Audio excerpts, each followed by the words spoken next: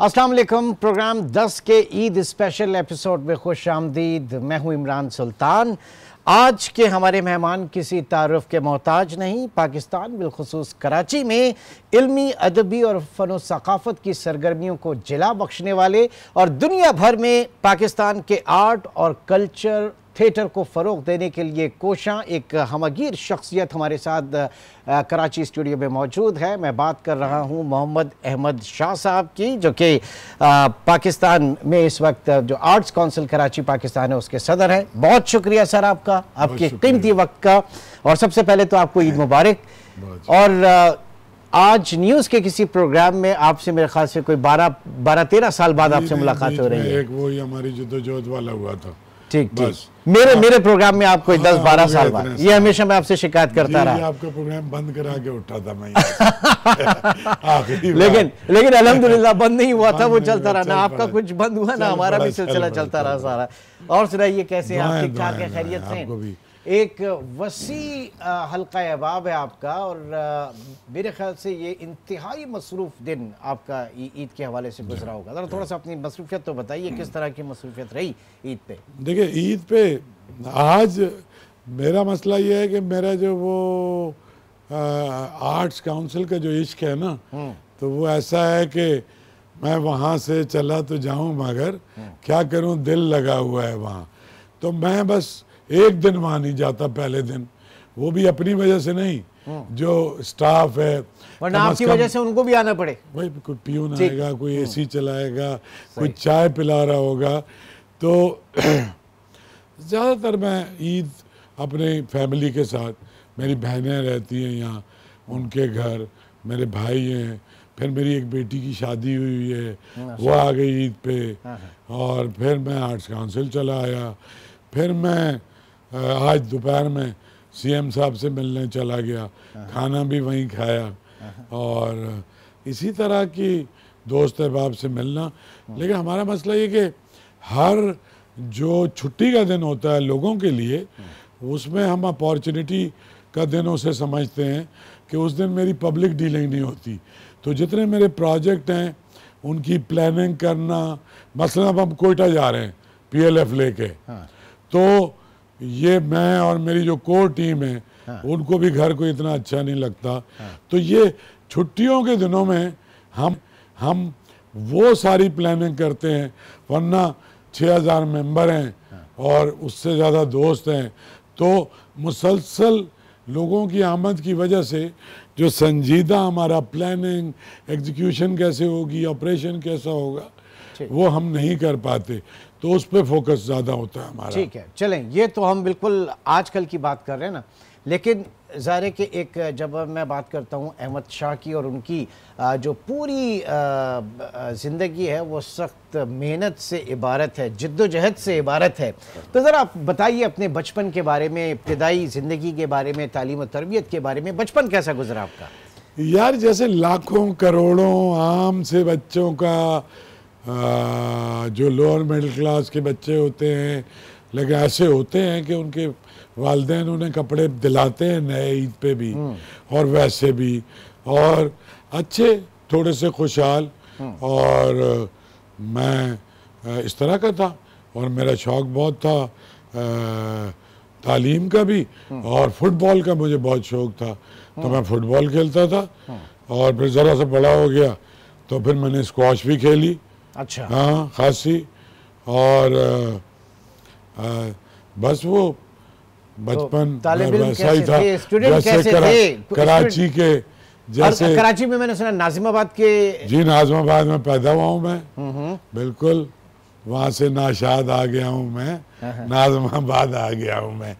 तो नाजिमाबाद में जब हमने होश संभाला तो घर वर बन रहे थे, इक्का दुक्का, इधर घर, सामने पूरा इलाका खाली, फिर आगे कोई घर। यानी ये तो अर्ली 50s में अलॉट हो गया था। तो मेरे अब्बा बताते थे कि ये 3 रुपए गज पे, जो ज़्यादातर माजरीन आए थे, 3 रुपए गज पे किस्तों पे। अच्छा। तो सबसे पॉश इलाका था नाज़िमाबाद। उस जमाने में जितने इलाके बने उसके बाद भी, जैसे लियाकताबाद 60 गज की कटिंग थी, लायंस एरिया में 60 गज की कटिंग, 80 गज की कटिंग, लेकिन नाज़िमाबाद में ज्यादातर 216 गज की कटिंग थी। और 4 नंबर जो नाज़िमाबाद है इसमें 416 और कुछ 832, यानी निस्बतन बड़े घरों वाला ये इलाका था। और बड़ा अच्छा दौर था ना। अब तो पूरा कराची चाइना कटिंग के ऊपर है ना। आप तो 120 गज और 240 गज की कटिंग, अब तो सब कब चाइना कटिंग पे। चाइना कटिंग भी माशाल्लाह से इतनी हो गई है कि अब कोई और ही कटिंग ढूंढ रहे हैं। आगे बढ़ते हैं। अच्छा, ये बताइए आप तालिब इल्म किस तरह के थे, स्टूडेंट कैसे थे? बड़े यार मैं बहुत ब्रिलियंट था, एक्स्ट्राऑर्डिनरी, लेकिन मैं जी लगा के क्लास में कभी नहीं बैठा। मतलब मुझे उलझन होती थी। मुझे लगता था मेरे टीचर जो मुझे पढ़ा रहे वो मैं सेटिस्फाई नहीं होता था। अच्छा। क्योंकि मैं 6ठी 7वीं से वो बेशुमार किताबें पढ़ता था। तो जैसे मुझे जो टीचर उर्दू पढ़ाती थी, तो वो चूंकि हम बच्चे थे 9th क्लास में उर्दू पढ़ा रहे हैं, तो मीर साहब के खालिस रोमानी शेरों को भी वो इश्क हकीकी तरफ ले जाती थी। नहीं तो ये वाले ये जो जरासीम है ये कब आए? ये शेर और शायरी वाले जरासीम जो है, भी एक इनका अटैक कब हुआ? हाँ, इनका अटैक कब हुआ आपकी शख्सियत? हाँ, इस पे भी एक उस्ताद अल असातिज़ा का एक शेर है कि ये दिल तभी से गोए है मैदान इश्क का, फिरता था जब गली में तू गेंदे उछालता। कि भाई जब छोटे से बच्चे थे ना, गेंदे उछाल रहे थे उस वक्त से। अच्छा, गेंदे, मैं वो गेंदे के फूल समझा, मैं कहीं और जा रहा था। गेंदे ओके, बॉल्स, ठीक है। यानी बचपन से, लड़कपन से जब लोग और तरह की शरारतें करते थे, तो मेरा लिटरेचर की तरफ रुझान, और उसकी वजह भी थी, ये लिटरेचर मुझे कुछ ना देखे हुए जमानों की तरफ लेके जाता था, कुछ जादुई दुनिया की तरफ। सही। जैसे शायरी, नॉवेल। तो मेरे जैसा एक बच्चा जिसके घराने में इससे पहले कोई इस तरह का कुछ सिलसिला था ही नहीं। हमारा बहुत ज़्यादा मजहबी घराना था, बहुत ज़्यादा। अच्छा। 3 बजे अब्बा तहज्जुद पे उठते थे और नमाज और कुरान शरीफ और उंगली पकड़ के मस्जिद ले जाते। तो उस बीच में ये कुछ विंडो खुद ही क्रिएट हुई है। अच्छा। और ये कुछ जरासीम सदियों पुराने हैं। वो ऐसे कि हम सैयद अली हमदानी की औलाद हैं। तो जो शामदान थे वो फारसी के बहुत बड़े शायर भी थे।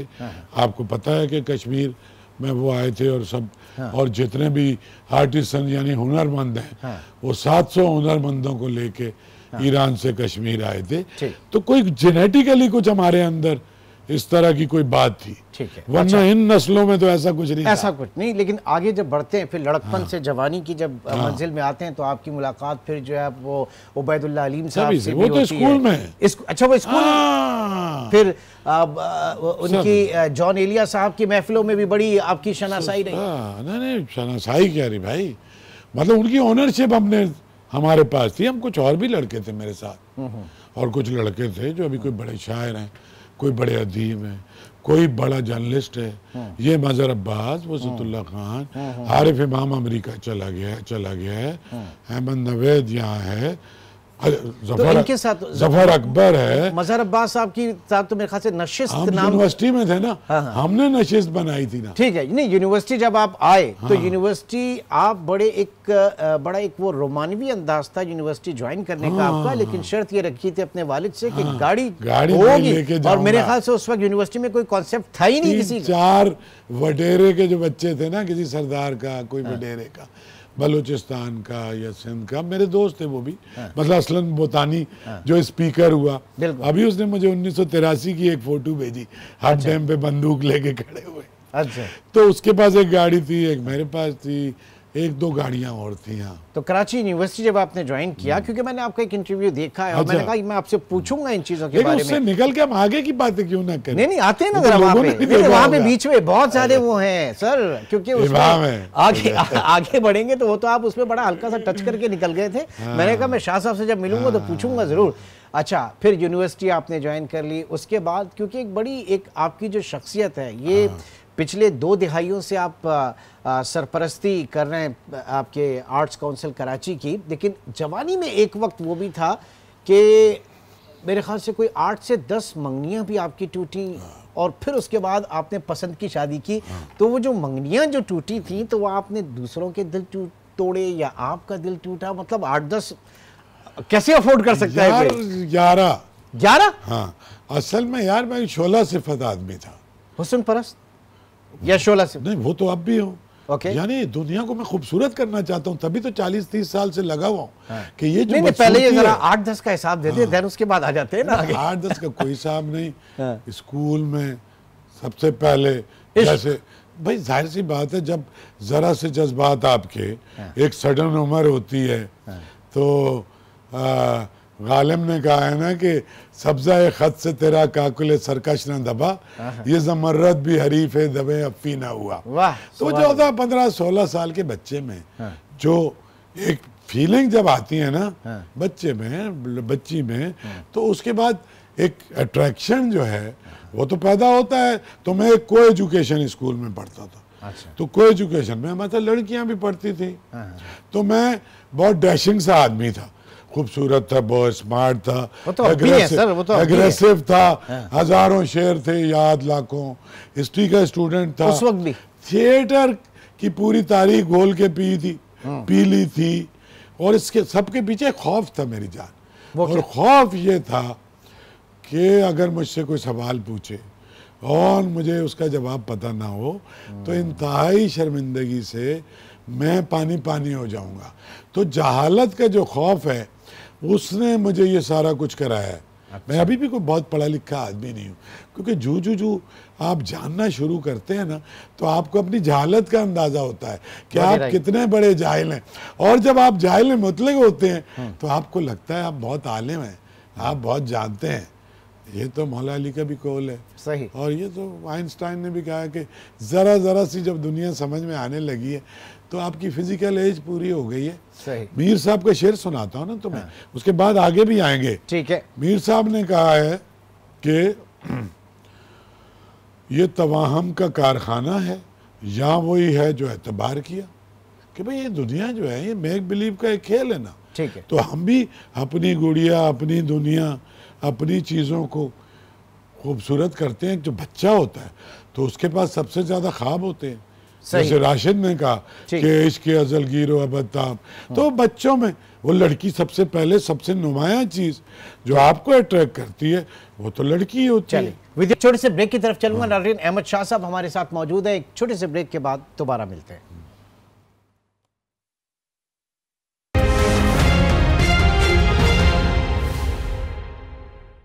Welcome back. अहमद शाह साहब इस वक्त हमारे साथ मौजूद हैं। जी सर, अब ज़रा बात करते हैं। आप एक नशिस्त मेरे ख्याल से के नाम से एक आपकी एक तंजीम थी, फिर थिएटर के लिए आपने इब्तिदा में बहुत क्या, ज़रा वो जिद्दोजहद बताइएगा। भाई मैंने जैसे आपसे कहा कि हमारे दोस्त थे सारे, यूनिवर्सिटी में हम जमा हो गए थे। उसमें अकील अब्बास जाफरी भी एक नामवर शायर हैं, वो थे, हसनैन जाफरी थे, अहमद नवेद, हारिफ इमाम ईस्टर्न में, वो मज़हर अब्बास, वसतुल्लाह खान था। हमने एक बनाई, सारे माशाल्लाह बड़े नाम, बड़ी कदावर शख्सियत। हम बहुत ही नामवर शायर जो हैं, शायर बहुत बड़े हैं, साफ़ी जो हैं साफ़ी। बस बीच में मैं एक आम सा लड़का निकल के आ गया उसमें। तो वो हमने कोई कराची में, उसकी वजह भी यही थी, कोई अदारा ही नहीं था यार, कोई अदारा नहीं था। आर्ट्स काउंसिल बिल्कुल डॉर्मेंट थी और बिल्कुल रिटायर्ड लोग किस्म के लोगों के हाथ में थी। तो ज़ियाउल हक का दौर था, तो वो एग्रेशन, गुस्सा भी हमें बहुत था। जो सूरत हाल थी, सिनेमा बंद हो गए थे और टीवी पे आप इवन अल्लामा इकबाल के शेर भी सेंसर होते थे, जो ज़रा से प्रोग्रेसिव शेर, अल्लामा इकबाल के हज़ारों प्रोग्रेसिव शेर हैं, वो भी एडिट हो जाते थे। और ये जॉन साहब और इन सब की तो खैर एंट्री हो ही नहीं सकती थी, या फैज़ अहमद फैज़ या जो साहब। तो वो एक हमारे अंदर एक बहुत ही एक एक्टिविस्ट भी थे साथ में, डेमोक्रेसी के लिए एक्टिविस्ट भी थे। और हमने घरों पे नशिस्तें करनी शुरू की और फिर हमने तो इतनी बड़ी एक नशिस्त की कि जिसकी सदारत कर रहे थे अजीज़ हामिद मदनी साहब, इस हैत के वो सबसे बड़े शायर जिनको आम लोग नहीं जानते, वो शायरों के शायर थे। और ये उसके मेहमान खुसूसी थे मजरू सुल्तानपुरी। अच्छा। और उसमें जॉन एलिया से लेके आप जिसका नाम लें हर शायर ने वो मुशायरा पढ़ा। इसी तरह नशिस्त के तहत शौकत सिद्दीकी जो हमारे इतने बड़े नॉवलिस्ट और अफसाना, तो जनरल बड़े लोगों के साथ हम प्रोग्राम करते थे, सवाल जवाब पूछते थे।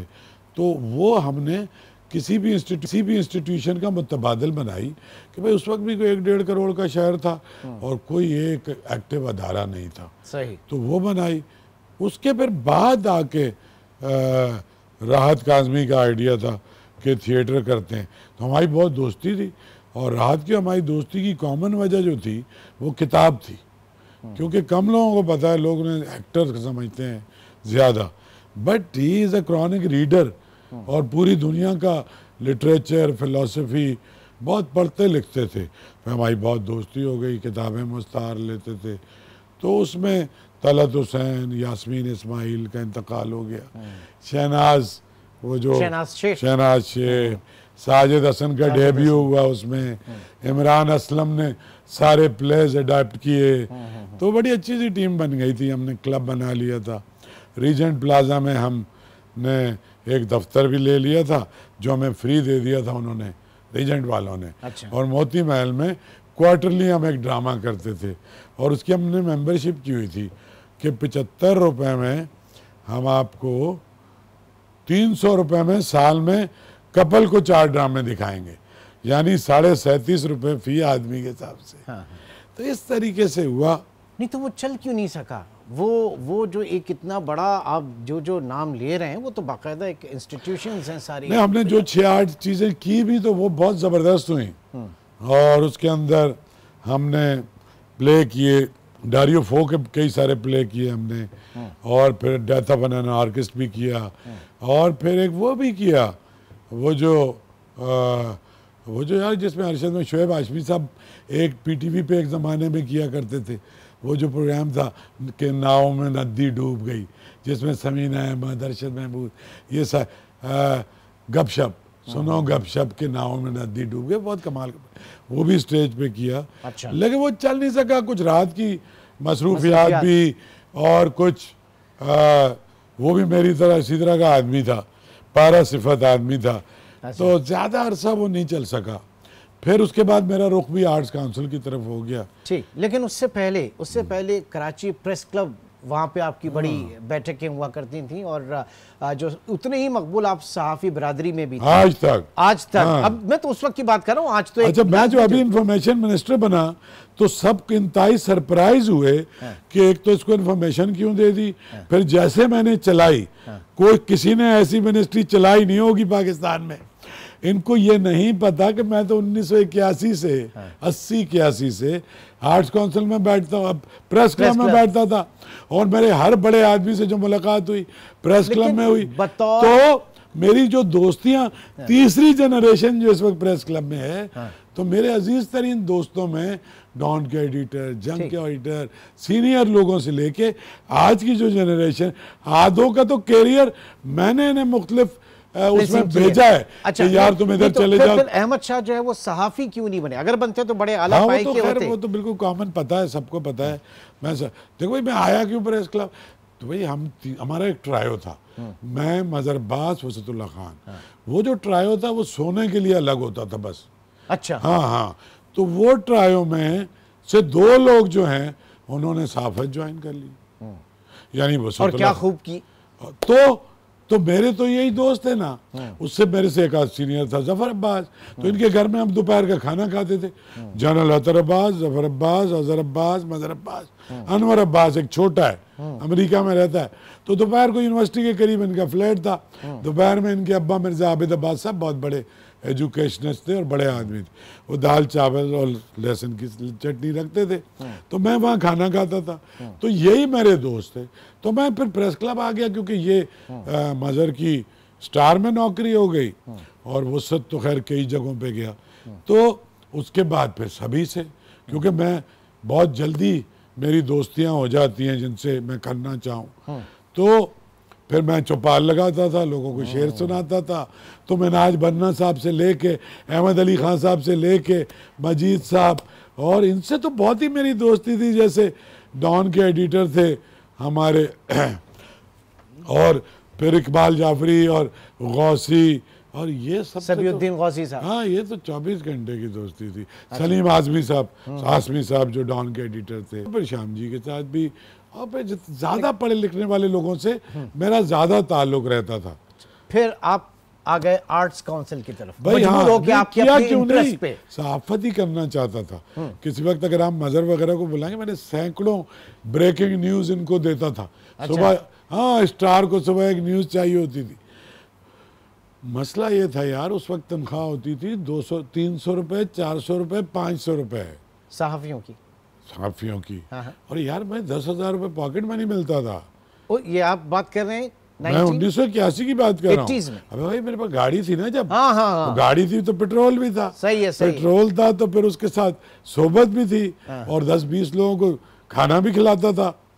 तो मैं, सभी को पता, मैं बेईमानी नहीं कर सकता था। वो टेक्निकल फॉल्ट है मेरे अंदर, और शायद मेरे अब्बा की वजह से है कि वो बचपन से गुट्टी कान में जो पड़ी है ना, तो एक तो पैसे का कोई लालच नहीं है, और मैं कोई अमीर आदमी नहीं हूँ, लेकिन मैं सारी जिंदगी कभी पैसे के लिए तो काम ही नहीं किया, कुछ नहीं किया, एक दिन नौकरी नहीं की। तो मैंने कहा यार बेईमानी करनी नहीं है। अब ये 300-400 रुपए की नौकरी, 500 रुपए की नौकरी, मेरा तो इंटरेस्ट सारे का सारा जर्नलिज्म के साथ था। अच्छा हाँ। चले अब आ जाते हैं, साथ मेरी दोस्तियां भी अब आप आ जाते हैं जनाब आर्ट्स काउंसिल। हाँ, बैक टू 1999। क्या सूरत हाल थी तब? 98 कुछ भी नहीं थी, बंद हो जाता, ताले लग जाते थे, एक स्टूल नहीं था, एक प्याली पीने की चाय की पानी की नहीं मिलती थी, बिल्कुल फारिग था आर्ट्स काउंसिल। तो हम, वो भी मैं अकेला नहीं था, ये हम जितने दोस्त हैं, हमने मिलके ये प्लान बनाया था कि यार ये पूरा हिंदुस्तान उजड़ा तो एक शहर आबाद हुआ है, और इतने अजीम शान लोग, सलीमुज़्ज़मान सिद्दीकी तो मुश्ताक अहमद यूसुफी, तो मैं तुम्हें सैकड़ों नाम बता, जमील जालबी और जमीलुद्दीन आली और असलम फरूकी साहब, फरमान फतेहपुरी, अबुल्ले सिद्दीकी, और उसके अलावा अख्तर हुसैन रायपुरी, अहमद अली, प्रोफेसर अहमद अली, और कैसे कैसे लोग, तो ये और सादिक़ैन और गुलजी भाई, कौन नहीं था। और फिर ये सारे भी कराची में रहते थे, मतलब अपने वो भी आ गए कराची। तो इससे पहले उनका इंटरेस्ट नहीं था, या आप लोगों ने इनको जमा किया, स्ट्रेटजी क्या थी? इतना बड़ा अदारा था कि आज तक हम वहां नहीं पहुंचे। यह अदारा पाकिस्तान का पहला सकाफती अदारा है। ये 1954 में बना है। तो क्यों बना 54 में? इसलिए बना कि जब पाकिस्तान बना तो कराची कैपिटल हो गया 47 में। तो जब कैपिटल हुआ तो कैपिटल की रिक्वायरमेंट थी कि बैनुल-अक़वामी मुल्कों से ताइफे आएंगे, सदर आएंगे, वज़ीर आज़म आएंगे, बादशाह आएंगे, उनके साथ आर्टिस्ट आया करते थे। सही है। तो फिर यहाँ से भी हमारे जो भी सरबराह जाते थे, आपको पता है, उसके साथ क्लासिकल डांसर्स, म्यूजिशियन जाते थे। तो 1948 में लोगों ने सोचा, वो बनाई कराची पाकिस्तान आर्ट सोसाइटी। 54 में उन्होंने रजिस्टर करा के 1 रुपए गज पे ये जमीन ली। अच्छा। और आली शान चलाया इसको। चलिए, ये कैसे चलाया, मैं इसके ऊपर बात करूंगा। नाज़रीन, अहमद शाह साहब मौजूद हैं, एक छोटे से ब्रेक के बाद दोबारा मिलते हैं।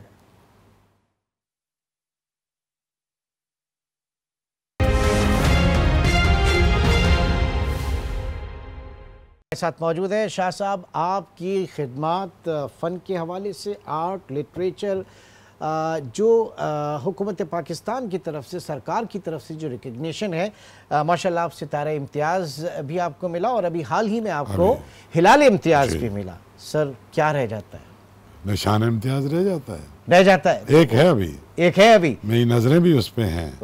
हाँ। लेकिन उसके लिए जाहिर है कि फिर आपका एक बहुत बड़ा एक होगा ना, सोच भी बहुत बड़ी होगी, विजन भी बहुत बड़ी होगी। मैं उसकी तरफ आता हूँ, लेकिन उससे पहले मैं जानना चाहूँगा कि जब हम बात करते हैं आलमी उर्दू कॉन्फ्रेंस की, जो कि पाकिस्तान में हुई, एक बहुत बड़ा संग मील, ये किस तरह से मुमकिन हुआ? उसी में मुझे आज मैं जो कुछ हूँ, मैं आपको सच बताऊँ तो वाहिद ब्रांड, मैं तो 50 ब्रांड बना चुका हूँ, लेकिन जो उर्दू कॉन्फ्रेंस की पहले ही साल मैंने ब्रांड बनाई, और 16 उर्दू कॉन्फ्रेंसेस किए हैं पूरे ग्लोब से। हिंदुस्तान का भी हर बड़ा अदीब उसमें आया है, और पाकिस्तान और अमेरिका और टर्की और इजिप्ट और पूरी दुनिया।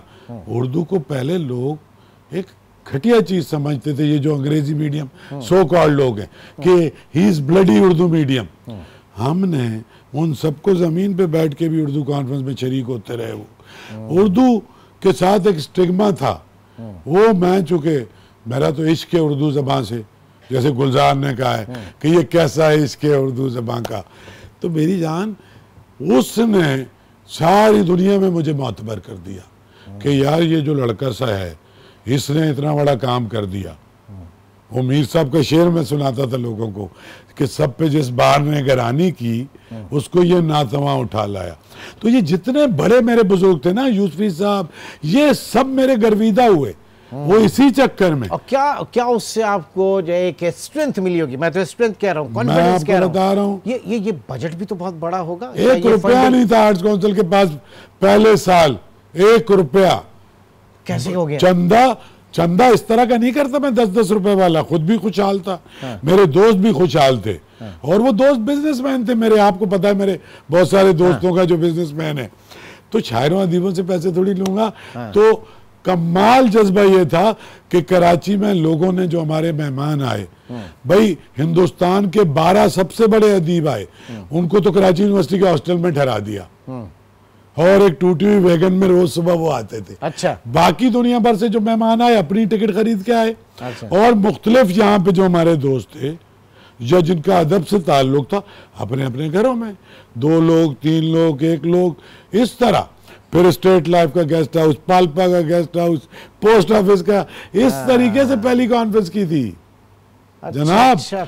1 रुपया नहीं था। तो लोगों ने कहा ये दुप्पल में कर गया सर, सही है। उसके बाद तो मुझे यकीन हो गया। अच्छा, मेरा एक मसला है, ये जो पैसा वैसा है ना, ये खुद ही आ जाता है चल के आपके पास।